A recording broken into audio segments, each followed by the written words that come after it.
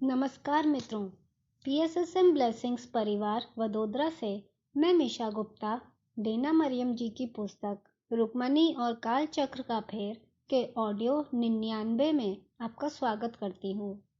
पिछली कड़ी में हमने सुना कि अभिषेक युद्ध के लिए प्रस्थान कर चुका है और इधर मेनका का स्वास्थ्य प्रतिदिन क्षय हो रहा था। सुजाता यह सबसे बहुत व्याकुल है। एक दुर्बल स्वर में मेनका ने फुसफुसाते हुए कहा, सुजाता, दुखी न हो। मैं माता की उपस्थिति अनुभव कर रही हूँ।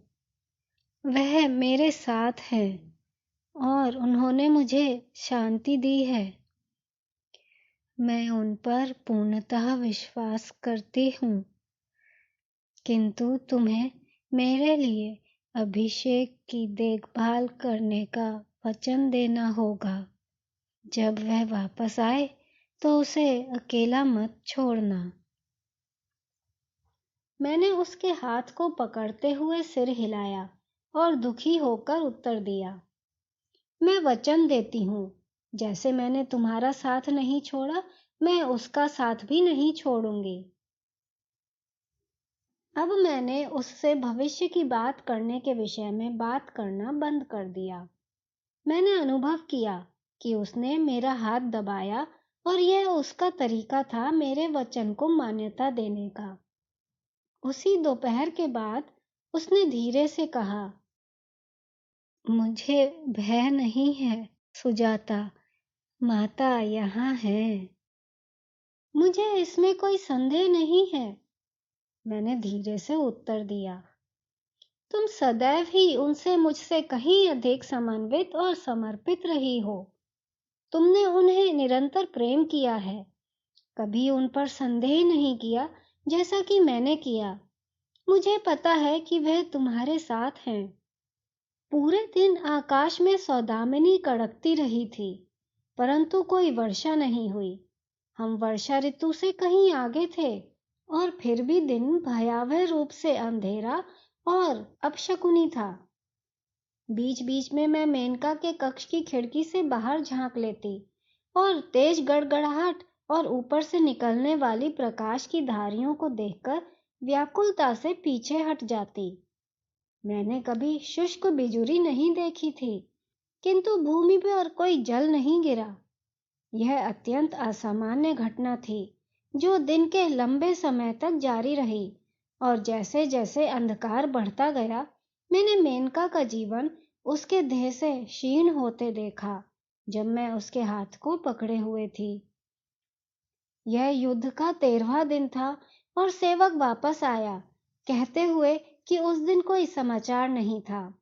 मैंने उसे बताया कि मेनका का निधन हो गया है और मैंने उससे कहा कि वह किसी को अंतिम संस्कार में सहायता करने के लिए ढूंढे। मैं पूर्ण रूप से थक चुकी थी और प्रचुर व्याकुल थी कि प्रलाप करने तक का सामर्थ्य नहीं था।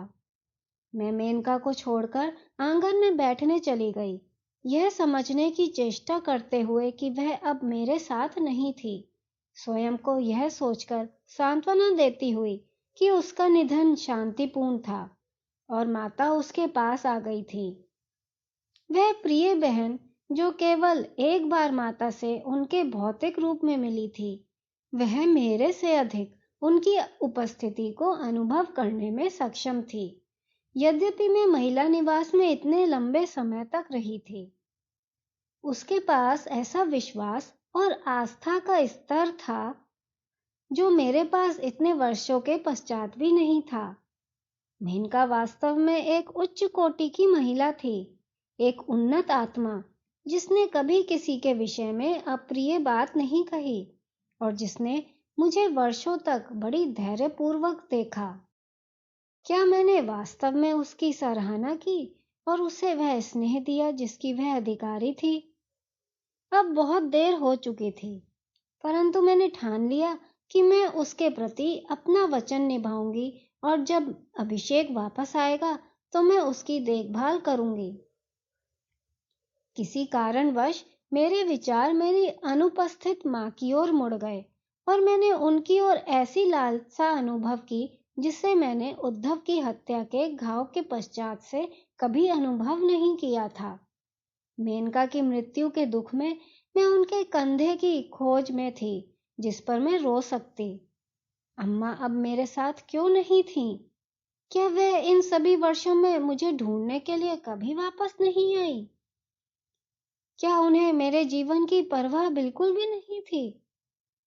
जब ये विचार मेरे मन में घूम रहे थे तो मैंने माता के शब्दों को स्मरण किया जिनमें उन्होंने अम्मा से शांति बनाने की बात कही थी।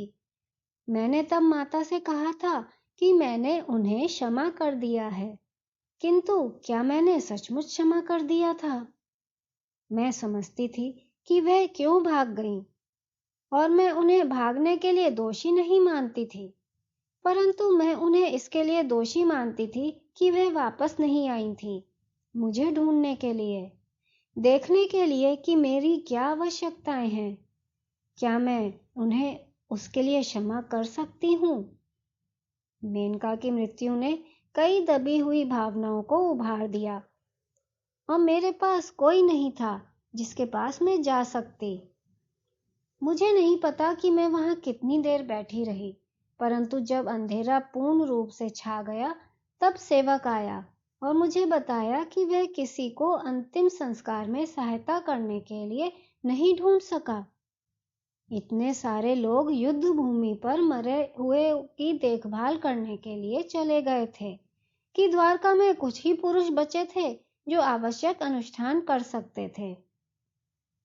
जब वह जा रहा था तो उसने उल्लेख किया कि एक महिला मुझसे मिलने आई थी और प्रवेश द्वार पर प्रतीक्षा कर रही थी। मैं घबराहट में उठी और देखने गई कि ऐसे समय पर कौन हो सकता है जो यात्रा कर रहा हो। जब मैंने रेवती के मुख को देखा तो मैं उसकी ओर तेजी से बढ़ी और तभी भावनाओं की धार में अश्रु आ गए। मेरी स्थिति देखकर उसने मुझे कुछ क्षणों के लिए कसकर पकड़ लिया और फिर मुझे बैठने के लिए एक स्थान पर ले गई। स्वयं को नियंत्रित करने की चेष्टा करते हुए मैंने उसे बताया कि मेनका का निधन हो गया है और अंतिम संस्कार में सहायता करने के लिए कोई नहीं है।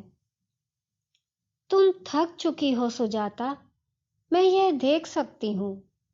मेरी परवाह मत करो, मुझे उसे उचित अंतिम संस्कार देना है। हम मिलकर ऐसा करेंगे। उसने मेरे आंसू पोंछते हुए दृढ़ता से कहा। तुम सही समय पर आई, मैंने कहा उसे आभार भरी दृष्टि से देखते हुए। मैं अकेली इसे संभाल नहीं सकती, परंतु तुम्हें कैसे पता चला कि आना है? जब युद्ध आरंभ हुआ हम इसकी प्रतीक्षा करने के लिए द्वारका लौट आए थे। आज प्रातः जब मैं जागी मुझे तुमसे मिलने की एक सशक्त भावना हुई। मुझे नहीं पता था क्यों, पर मुझे बस यह पता था कि मुझे तुमसे मिलना है। मैं सोच रही थी कि तुम अभिषेक के विषय में चिंतित हो सकती हो। मैं आने के लिए बिजुरी समाप्त होने की प्रतीक्षा कर रही थी। संपूर्ण दिवस मैंने अपनी हड्डियों में आकाश के प्रकोप को अनुभव किया है। इससे मैं बहुत सहम गई हूँ और अब मेनका चली गई है।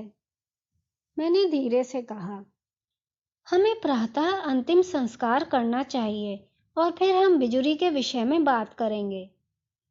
तुम्हें ठीक से रात की नींद लेनी चाहिए सुजाता, वरना तुम अस्वस्थ हो जाओगी और फिर तुम किसी के काम नहीं आओगी। मित्रों, आज के लिए बस इतना ही। आप सबका बहुत बहुत आभार।